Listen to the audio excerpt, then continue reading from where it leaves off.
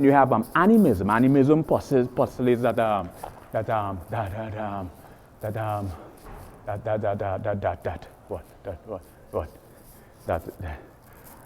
all matter on a fundamental level still possess a spirit and a soul, while Hylozoism now, right, posits that, you know, all matter on an infinitesimal level that possesses spirit and a soul is actually alive. It possesses life.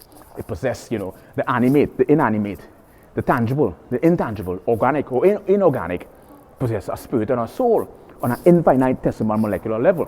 That's the animistic interpretation. Hylozoism now postulates that all these things is alive.